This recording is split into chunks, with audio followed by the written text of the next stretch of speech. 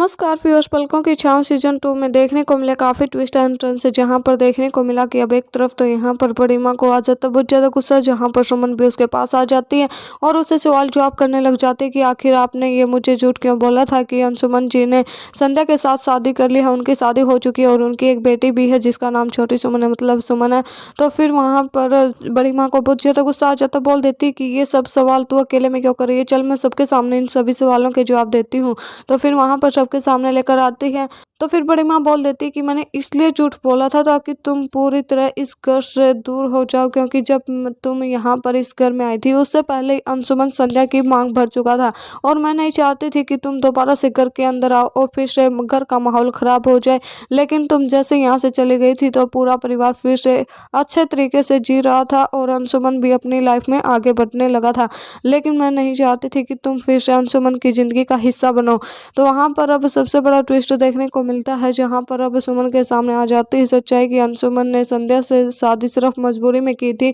छोटी सुमन को सौरभ के हाथों से, मतलब सौरभ उसे लेकर जाना चाहता था, छोटी सुमन को उसे बचाने के लिए ही अंशुमन ने मजबूर होकर भरी थी संध्या की मांग। तो वहाँ पर अब अंशुमन और सुमन का मिलन हो जाता है, दोनों एक हो जाते हैं। तो यहाँ पर बड़ी माँ की वजह से ही खुल जाता है सुमन के सामने सारा राज, जहाँ पर बड़ी माँ की वजह से सुमन और अंशुमन के बीच गलतफहमी पैदा हुई थी और उसकी वजह से ये गलतफहमी हो जाती है दूर।